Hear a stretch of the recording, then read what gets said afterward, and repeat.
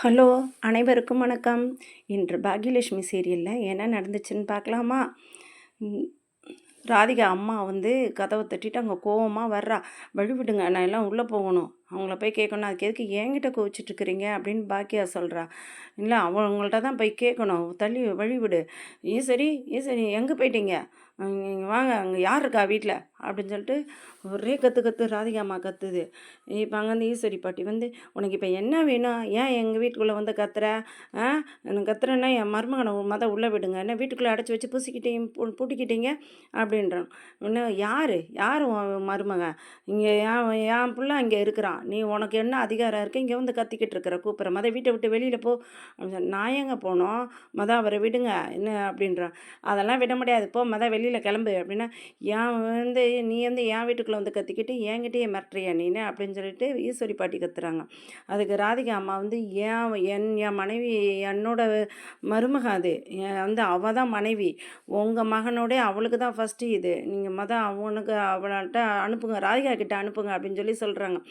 அதுக்கு வந்து அதுக்கு ஈஸ்வரி பாட்டி அதெல்லாம் அனுப்ப முடியாது அப்படின்னு சொல்கிறான். செழியனும் அப்படியே பார்க்குறான், என்னடான்ட்டு. இனியாவும் பார்க்குறா, ஐயோ இந்த பாட்டி கூப்பிட்டு போயிடுவாங்க, வீட்டை விட்டு நீங்கள் வெளில போங்கன்ட்டு இனியாவும் சொல்கிறா. அது நீ எல்லாம் யாருமே பேசக்கூடாது, அவங்க வந்து ஃபஸ்ட்டு வந்து என்னோட மருமகன், அது என் மகளுக்கு புருஷன், நீங்கள் வந்து உள்ளே வீட்டுக்குள்ளே கூப்பிட்டு அடக்கி வச்சுட்டான்னா அதுக்கு ஈஸ்வரி பாட்டி, பாக்கியா இங்கே வந்து சொல்ல மாட்டியா எதுவும், நீயாட்டுக்கு வெளில வந்து நின்றுக்கிற, அவங்களாட்ட வந்து கத்திக்கிட்டு இருக்கிறாங்கன்னா அதை பற்றி எனக்கு தெரியாது, என்கிட்ட கேட்காத, இனியா நீ பேசக்கூடாது, பேசுகிறது அவங்களுக்குள்ளே பேசிக்குவாங்க அப்படின்னு சொல்லிட்டு பாக்கியா சொல்கிறா. அதுக்கு பாட்டி சொல்கிறா, ஈஸ்வரி பாட்டி நீங்கள் வந்து வெளில போகிறியா இல்லையானவொன்னே நான் போய் போலீஸில் கம்ப்ளைண்ட் கொடுப்பேன், இந்த என் மருமகனை வந்து உள்ளே வச்சு பூட்டி வச்சுக்கிறீங்கன்னு. ஆஹா, எனக்கு போய் கம்ப்ளைண்ட் கொடு, எனக்கு எல்லாமே தெரியும், என்ன நடக்குதுன்னு தெரியும், நீ எங்கேனாலும் கம்ப்ளைண்ட் பண்ணு, நான் பார்த்துக்கிறேன், அதெல்லாம் எனக்கு இது பண்ண தெரியும். ஏன் தெரியுமா, அவன் வந்து ஃபஸ்ட்டு என் புள்ள, இந்த கோபி சம்மதம் இல்லாமல் நான் வந்து இந்த வீட்டுக்கு கூட்டிகிட்டு வரல, இந்த சம்மதத்தோடு தான் நான் இந்த வீட்டுக்கு கூட்டிகிட்டு வந்திருக்கிறேன், நீ எங்கேனாலும் கம்ப்ளைண்ட் பண்ணு, உன் வீட்டில் இருந்து எவ்வளோ தூரத்துக்கு சித்திரவதை என் பையன் அனுபவிச்சிருக்கான், அவங்க போனதுக்கப்புறம் தான் ஹார்ட் அட்டாக்கு எல்லாமே பண்ணுறான், அதை நீ சொல்லாத, என் வீட்டில் இப்படி இருந்தால் எங்களுக்கு தான் தெரியும், ஆனால் நான் இன்றைக்கே போலீஸில் கம்ப்ளைண்ட் பண்ணுறேன் பாரு அப்படின்னு சொல்கிறா ராதிகா அவங்க அம்மா. பாக்கியா இங்கே வா, நீ என்ன இது பண்ணுற, என்னக்கா இது பிரச்சனை வேறு மாதிரி போகுதுக்கா அப்படின்ட்டு செல்வி சொல்கிறா. வந்து ஈஸ்வரி பாட்டி வந்து, ஏய் கம்ப்ளைண்ட் போட்டு பார்த்துக்கலாம், எங்கனாலும் நான் பார்த்துக்குவேன், என் மகன் வந்து சொல்லுவான், எங்களுக்கு சாட்சி சொல்லுவான், இங்கே தான் இருக்கிறேன்னு சொல்லிட்டு, நீங்கள் என்னென்ன பண்ணீங்கன்னு அதை அத்தனையும் சொல்லுவான், நான் அவனை மீறி கூட்டிகிட்டு வந்தால் தானே என்னைய இது பண்ணுறதுக்கு நான் பயப்படுறதுக்கு. ஓஹோ அப்படியா, நான் பார்த்துக்கிறேன், என்ன நடக்குது இங்கே வந்து பார்த்துக்கிறேன் அப்படின்னோடனே இவங்க ஈஸ்வரி பாட்டிக்கு என்ன செய்கிறதுனே இப்போ இது பண்ணலாம், ஆனாலும் விட்டு கொடுக்காமல் பேசுகிறா. சரின்னு சொல்கிறேன், நீங்கள் வெளில போங்க, வர்றப்பெல்லாம் வம்பு வாங்கிக்கிட்டே இருக்கிறாங்க வீட்டில் வந்துன்னா, நீ இப்போ வெளியில் போகிறியா அல்லது நான் கழுத்தை பிடிச்சி வெளியில் தள்ளட்டுமா, நீ என் வீட்டில் வந்து எப்போ அப்பாரு வந்து பிரச்சனை பண்ணிக்கிட்டே இருக்கேன், நீ கழுத்தை பிடிச்சி வெளியில் தள்ளிடுவியானா, ஆமாம் வெளியில் கிளம்பு, இப்போ பாரு பிரச்சனை பண்ணிகிட்ருக்க, கழுத்தை பிடிச்சி தள்ளிடும் பார்த்துக்கோன்னே அம்மா கிளம்பி அப்படியே கோவத்தில் பாக்கியாவை மறைக்க, தள்ளுங்க அங்கிட்டு எங்கள் வழி விடுங்க அப்படின்னு சொல்லிட்டு கோவத்தில் போயிடுறான். இந்த ஈஸ்வரி பாட்டிக்கு கோவம் வருது, எப்போ பாரு இவங்க வந்து நல்லா இருக்கிறவனையும் கொன்று போட்டுட்டு தான் அடுத்து போவாங்களே அப்படின்னு சொல்லிட்டு இருக்காங்க. இது அங்கேருந்து ஜெனி எல்லாருமே வந்து கிச்சனில் வந்து அப்புறம் வேலை நடந்துகிட்ருக்கு, காய்கறி வெட்டிகிட்ருக்கா, எல்லாமே செஞ்சிட்ருக்கிறா. பாக்யாவும் எல்லா வேலையும் அவங்க சமைக்கிறதுக்குள்ளே இன்றைக்கி சப்பாத்தி பன்னீர் பட்டர் மசாலா செஞ்சிட்ருக்காங்க எல்லாமே. இவன் வந்து செழியன் வந்து ஃபோனில் பேசிக்கிட்டே இருக்கிறாப்புல, செல்வி பாத்திரத்தை விளக்கிட்டு இருக்காப்புல. அப்போ ஈஸ்வரி பாட்டி வந்து, பாக்கியா பாக்கியா இன்றைக்கி என்ன சமையல் பாக்கியா, ஆனால் இன்றைக்கி உங்களுக்கு பிடிச்ச இதுதான் சப்பாத்தியும் பன்னீர் பட்டர் மசாலாவும் தான் அத்தை அப்படின்னு சொல்கிறா. ஐயோ எனக்கு அது ரொம்ப தான் பிடிக்கும், நான் சாப்பிட்டு வந்தேன், ஆனால் எனக்கு வந்து காரம் இல்லாமல் தானே செஞ்சுருக்குற, ஆனால் கோபிக்கு ஒத்துக்காதே அப்படின்னோடனே அதுக்கு நான் என்னத்தை செய்ய முடியும், உங்களுக்கு ரொம்ப பிடிக்குமே நான் செஞ்சு வச்சுருக்கேன், எல்லோரும் சாப்பிட்ணுன்னு தான் பண்ணியிருக்கிறேன்னா. இல்லை இல்லை பாக்கியா அப்படின்னு வழியிறா. செல்வி வந்து அங்கேருந்து பார்க்குறா, ஏன் உங்களுக்கு என்ன, நீங்கள் அதை வந்து அம்மா உங்களுக்கு பிடிச்சது தானே செஞ்சு வச்சுருக்காங்கன்னா, கோபி உடம்புக்கு முடியாதவன் தானே, அவன் எப்படி இதை சாப்பிடுவான், ஆனால் அதெல்லாம் நீங்கள் தான் பார்த்துக்கணுன்னே, நீ ஒன்றும் செய்ய தேவையில்லை, போ நான் பார்த்துக்கிறேன் நீ செஞ்சு தான் அவனுக்கு கொடுக்கணுமா? உடம்பு முடியாத பிள்ளை. நானே அவனுக்கு என்ன பண்ணணுமோ நான் பண்ணிக்கிறேன். 2 பேரும் தள்ளிப்போங்க அப்படின்னு சொல்லலாம். இதை ஃபுல்லாக ஜெனி பார்த்துக்கிட்டு காய்கறி வெட்டிக்கிட்டே கேட்டுக்கிட்டே இருக்கிறா. அவனுக்கு இடியாப்பமும் தேங்காய் பால் நான் எடுத்து கொடுத்துட்றேன். நீங்கள் என்ன செய்கிறது? நானே பார்த்து செஞ்சுக்கிறேன் அப்படின்னு சொல்லிட்டு வேகமாக போயிட்டு தேங்காய் பாலுக்கு அரிசி மாவு எங்கே இருக்குது பாக்கியா? அரிசி மாவே காணோம் அப்படின்னோடனே அரிசி மாவு அந்த கபோர்டில் தான் இருக்குது பாருங்கள், அங்கே தான் இருக்குது அப்படின்னோடனே ஈஸ்வரி பாட்டி அங்கே சமையல் கட்டுக்கு வந்திருந்தா தானே அவங்களுக்கு சரியாக தெரியறதுக்கு எதுவுமே தெரியாது. அதுக்கு முன்னே எடுத்து பாக்கியை எடுத்து இந்தாங்க அரிசி மாவு எடுத்தவுடனே அரிசி மாவுக்கு எடுத்து பாத்திரத்தில் தட்டுறாங்க. செல்வி அங்கே என்ன பண்ணுறவா? இந்த அடுப்பில் சுடு தண்ணி வை இது பிசைகிறதுக்கு அப்படின்னோடனே பாத்திரத்தை எல்லாம் வச்சுட்டு வேகமாக செல்வி சுடு தண்ணி வைக்குது. அதுக்கு அந்த ஈஸ்வரி பாட்டி எவ்வளோ நேரம் ஆகுது, சீக்கிரமாக கொண்டு வா, சீக்கிரமாக அவனுக்கு பசிக்காது அப்படின்னா நம்ம அம்மா சுட வேண்டாமாம்மா தண்ணி இந்தாங்க அப்படிங்க சுடு தண்ணி அப்படின்னு சொல்லிட்டு சுடு தண்ணி கொண்டு வந்துட்டாங்க. சுடு தண்ணி கொண்டு வந்தோடனே அப்போ சரி தேங்காய் பால் யார் உடைக்கிறது? தேங்காய் உடைங்க, தேங்காய் உடைச்சி தேங்காய் துருவி கொடுன்னு. என்னம்மா நீங்களே சமைக்கிறேன்னு சொல்லிட்டு என்னையவே வேலை வாங்கிக்கிட்டு இருக்கீங்கன்னு செழியன் பார்க்குறான், ஜெனி பார்க்குறா. என்ன மாற்றி மாற்றி எல்லாத்தையும் வேலை வாங்கிக்கிட்டு இருக்கிறீங்கன்னு. அதுக்கு ஜெனி பாட்டி நீங்கள் தானே உங்கள் பையனுக்கு செய்கிறேன்னீங்க, அப்புறம் ஏன் இது பண்ணுறீங்க அப்படின்னோடனே அப்புறம் பாக்கியா நீ ரொம்ப மோசம், நீ வீட்டுக்கு வந்தவங்களும் இதையும் பண்ண மாட்டேங்கிற இது செய்யணும். ஓஹோ நீங்கள் ஆண்டியவே குறை சொல்கிறீங்களா? ஆண்டியை நீங்கள் எப்படி குறை சொல்லலாம்? இப்போ ஆண்டி தானே போய் காப்பாற்றலைன்னா இப்போ என்ன இந்த தேங்காய் பால் இந்த இடியாப்பம் இதெல்லாம் செஞ்சிட்ருக்க முடியுமா அப்படின்னோடனே ஏய் ஜெனி என்ன பேசுகிற அப்படின்னு சொல்லி என்ன கேட்குறான். நீ என்ன பேசுகிற? ஆமாம் பாட்டி நான் உண்மையை தானே சொல்கிறேன். நீங்கள் ஆண்டி ஒன்றும் செய்யலை ஆண்டி ஒன்றும் செய்யலைன்றீங்க. ஆண்டி காப்பாற்ற போய் தானே இன்றைக்கி இருக்கிறாரு, அவருக்கு நீங்கள் இடியாப்பம் எல்லாமே செய்கிறீங்க அப்படின்னு சொல்லிட்டு சொல்கிறா. இப்போ ரொம்ப கோவம் வருது பாட்டிக்கு. அப்போனா அவன் செத்து போயிடுவான்ற மீனிங்கில் தானே இவ சொல்கிறா அப்படிங்கிற மாதிரி ரொம்ப கோவம் வருது. பாக்கியாவும் அப்படியே பார்க்குறா, செழியனும் பார்க்குறான். உண்மையை தானே சொன்ன செழியா, நான் ஒன்றும் தப்பாக சொல்லலைல்ல, அவங்க நடந்துக்கிறதெல்லாம் அப்படி தானே இருக்குது. ஜெனி கம்முனீர் பாட்டி கோவமாக இருக்கிறாங்க. கோவப்படலாம் இதில் ஒன்றும் இல்லை அப்படின்றாங்க. அப்போ செல்வி அங்கே வரா. தேங்காய் துருவி கொடுத்துட்ருக்கப்போ சீக்கிரமாக தேங்காய் துருவு அப்படின்னோடனே இல்லாமா மாடியில் அதுக்கு துருவவே இஷ்டம் கிடையாது, அதனால் நான் மாடியில் துணி காய வச்சிட்ருக்கிறேன், போய் மழை வர்ற மாதிரி இருக்குது, நான் போய் எடுத்துகிட்டு வந்துடுறேன் அப்படின்னு சொல்லிட்டு ஓட. எல்லாம் என்னை ஏமாத்துங்க, எல்லாம் செய்யுங்க, ஏன் எனக்கு என் பையனுக்கு செய்ய தெரியாதா? நானே செஞ்சுட்டு வாங்கிங்கெல்லாம் வெளில யார் என்ன செஞ்சால் சரிதான்னு சொல்லிட்டு இடியாப்பத்து மாவை புழியிறா. ரொம்ப கஷ்டமாயிடுச்சு. ஐயோ அப்பா என்ன இது பண்ண முடியலன்னு வெளியில் காட்டிக்க முடியாமல் அப்படியே இடியாப்பத்தை புழியுது.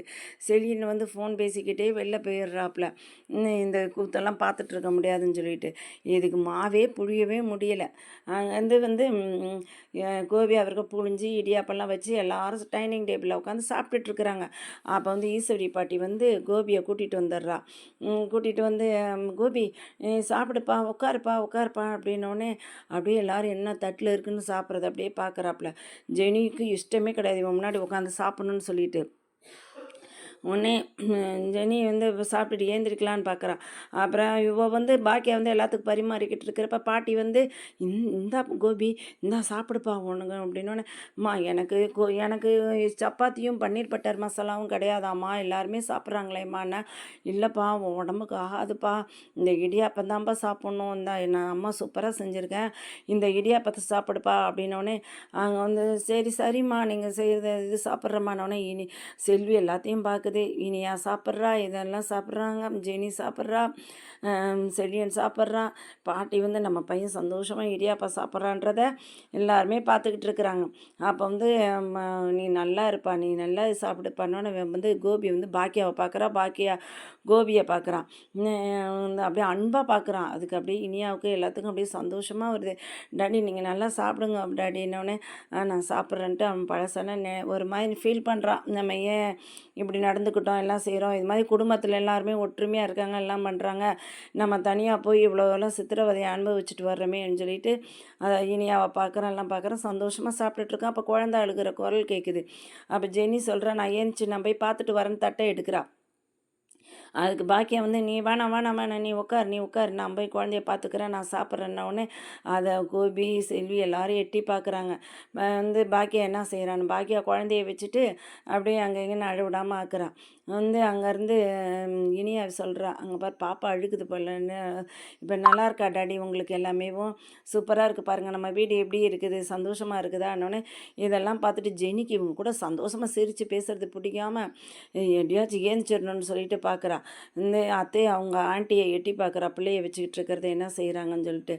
அவளுக்கு அங்கே உட்காரவே இஷ்டம் கிடையாது. இதுங்க கூத்தடிக்கிறத பார்த்து கிளம்பி வெளியில் வந்துடுறா, தட்டை தூக்கிட்டு கழுவிடுறா. இங்கே வந்து ராதிகாவும் மயு தூங்கிக்கிட்டு இருக்கா, ராதிகா உட்காந்து கவலைப்பட்டுட்டு இருக்கிறா. மயு, இப்போ நம்ம என்ன செய்கிறது, ஏன் இப்படியெல்லாம் அவர் உட்காந்துட்ருக்காரு, நம்மளை மறந்துட்டாரு அப்படின்னு சொல்லிட்டு அழுதுட்டு ஃபீல் பண்ணிகிட்ருக்குறா. அவங்க அம்மா வர்றாங்க, ராதிகா அம்மா. என்ன ராதிகா, என்ன சாப்பிட்டியா இல்லையா சொல்லு, என்னம்மா சாப்பிட்றதுன்னு. நீ சாப்பிடாம இருந்து உடம்ப கெடுத்துக்காத ராதிகா, நீ சாப்பிடுமா, சாப்பிடுமா, அதெல்லாம் மாப்பிள்ளை வருவாருமான்னு. மாப்பிள்ளை வர்ற ஐடியாலே இல்லை, கோபி வர ஐடியாவிலே இல்லை, எனக்கு தெரியும். கோபி வந்து ஃபுல்லாக அவங்க வீட்டில் தான் இருப்பார், வேணுங்கிறப்ப தான் நம்ம வீட்டுக்கு வருவார் அப்படின்ட்டு அது சொல்கிறேன். இல்லை சாப்பிடவான்னு சொல்லினோடனே சோபாவில் வந்து உட்காந்துக்கிறான். அவங்க அம்மாவும் அவங்களும் பேசிக்கிறாங்க. ராதிகா சொல்கிறா, மயு எத்தனை நாள் தெரியுமா அம்மா அம்மா அம்மான்னு சொல்லி கூப்பிட்டுக்கிட்டே இருக்கிறா, ஆனால் அப்பா அப்பான்னு சொல்லி கூப்பிட்டுட்டே இருக்கிறா, ஆனால் அவள் பார்க்க ஆசைப்பட்றா, ஹாஸ்பிட்டலில் பார்க்குறேன்றா, எல்லாமே பார்க்குறேன்றா, ஆனால் அவர் வந்து என்னன்னு கூட மயுவை கேட்கவே இல்லை. நான் வந்து செழியன், அப்புறம் அவங்க இனியா, அவங்க எழில் எல்லாத்தையும் நான் கேட்குறேன்ல, அவங்க அம்மாவை முதற்கொண்டு பார்த்துக்கிறேன்ல, அவங்க வீட்டிலலாம் போய் இருந்தேன்ல, ஆனால் வந்து என் பொண்ணு மயுவை ஒரு தடவையாச்சும் கேட்டாரா? ஒரு தடவை கூட கேட்கவே இல்லை.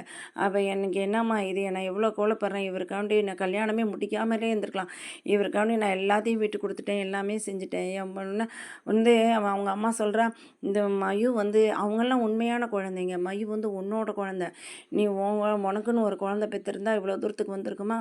வந்திருக்காது. அதுக்கு வந்து அது ஓ மேலே தப்பு அப்படின்னு சொல்லிட்டு சொல்கிறான். நீ குழந்தை பெற்றுட்டு இருந்தா அப்போ குழந்தைன்னு ஓடியாந்துருப்பார், இது வந்து உன்னோட குழந்தை இல்லை, அதனால் அவருக்கு வந்து அந்த பாசம்லாம் இல்லாமல் இருக்கும், அதனால தான் அவங்க வீட்டுக்கு போயிட்டார், அவங்க அம்மா அவங்க பிள்ளைங்க இதுன்னு. பாக்கியா அப்படி இல்லைம்மா, என்னை வந்து ஃபோன் பண்ணுறப்ப என்கிட்ட ஃபோன் பண்ணியிருக்கலாம்ல, இல்லை எதுவும் உங்கள்கிட்ட சொல்லியிருக்கலாம்ல, ஏன் பாக்கியாவை கூப்பிடணும் அப்படின்னு சொல்லிட்டு கேட்குறாங்க. அதுக்கு அவங்க அம்மா சொல்கிறேன், ஏன் உனக்கு தான் எத்தனை தடவை ஃபோன் பண்ணேன், நீ தானே எடுக்கலை, நீ தானே எடுக்கல ராதிகா, நான் வந்து எனக்கும் அடித்தார், எனக்கும் அடித்து எடுக்கலை, அப்போ அதுக்கு என்ன பண்ணுறது, சரி இப்போ அதெல்லாம் பற்றி கவலைப்படாத நீனு, அவருக்கு யாரையோ அடித்து ஃபோன் பண்ணி காப்பாற்றிட்டாங்கல்ல, அவர் கொஞ்சம் சரியாகட்டும், சரியானதுக்கப்புறம் நம்ம இங்கே கூப்பிட்டுக்கலாம் அப்படின்னு சொல்லிட்டு ராதிகா கிட்ட சொல்கிறான். இங்கே வந்து கோபி, இனியா, அவங்க அம்மா, செழியன் எல்லாரும் சந்தோஷமாக சிரித்து பேசிக்கிட்டு இருக்கிறாங்க.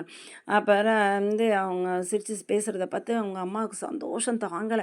ஐயோ, நம்ம பையன் எவ்வளோ அழகாக சந்தோஷமாக சிரிக்கிறான், அந்த சிரிப்பை பார்த்ததே இல்லையேன்ட்டு, கோபி நான் இன்றைக்கி தான் பார்க்குறேன் கோபி, நீ சந்தோஷமாக சிரிக்கிறதா இந்த வீட்டில், இது வரைக்கும் சந்தோஷமாகவே நீ இருந்தது இல்லையேன்னொன்னே அங்கே இனியா கதை சொல்லி சிரிச்சுக்கிட்டு இருக்கா. நல்லா இருக்கா டாடி, கதை நல்லா இருக்கா டாடி, சூப்பராக இருக்கா டாடி, நான் அப்படி இப்படின்னு கேட்டுட்ருக்கா. அதை கேட்டு கேட்டு சிரிச்சிட்ருக்காப்புல. அந்த செடியனும் சிரிக்கிறான், பாட்டியும் சிரிக்கிறான், ஆனால் எல்லோரும் கோபி சிரிக்கிறத பார்த்துட்ருக்காங்க. இனியா போது நிறுத்து இனியா, என்னால் சிரிக்கவே முடியல இனியான்னொடனே, இப்போ இந்த சந்தோஷத்தை பார்த்தியாடா, நம்ம குடும்பத்தில் இருக்கிறப்ப எப்படிலாம் சந்தோஷப்படுற, நீ அங்கே போய் எவ்வளோ கஷ்டப்பட்டேன்னொடனே, அம்மா இவ்வளோ சந்தோஷத்துக்கும் காரணம் இனியாதாம்மா அப்படின்றா. சரி, ஏன் உனக்கு ஹார்ட் அட்டாக் வந்துச்சு சொல்லு, ஏன் என்ன பிரச்சனை, அவங்க வீட்டில் என்ன செஞ்சாங்க ராதிகா எல்லாம், அதுதானே காரணம்? இல்லைம்மா ராயா, அப்படிலாம் இல்லைம்மா, எனக்கு காரணம் வந்து இனியா அன்னைக்கு பேசினாலே, என்கிட்ட பேசினாமா அந்த இனியாவா, என்ன பேசினான்னா, இனியாவாப்பா காரணம் என்னன்னு சொல்லுங்கப்பா, என்ன பேசுனாப்பா அப்படின்னு சொல்லி கேட்குறான் செழியன்.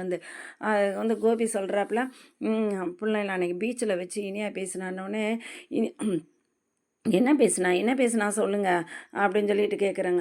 இல்லை, அவள் எனக்கு மண்டையில் உரைக்கிற மாதிரி சொல்லிட்டா, நான் வந்து பாக்கியாவுக்கு செஞ்சது எல்லாமே தப்பு தான், என் மண்டையில் வந்து பெரிய மூளை குழம்பிடுச்சு, இப்போ எல்லாமே நான் புரிஞ்சுக்கிட்டேன், என்ன நடக்கு ஏது நடக்குன்னு சொல்லி, அதை திருத்தினதே வந்து இனியா தான், இனியா சொல்லலைன்னா நான் கண்டிப்பாக திருந்திருக்க மாட்டேன், அதுக்கப்புறம் தான் எனக்கு இதாச்சு, இப்படிலாம் நம்ம ரொம்ப தப்பு பண்ணிட்டோம், இனிமேல் இது பண்ணக்கூடாது, என் பிள்ளைங்க குடும்பம் அப்படிங்கிறதெல்லாம் நினச்சி பார்த்தேன் நான், இது இந்த இதெல்லாம் நான் தப்பு பண்ணிட்டேனே! இனிமே அந்த மாரிலாம் செய்யக்கூடாதே! என் பிள்ளைங்களுக்காண்டி இன்னும் வாழணும்."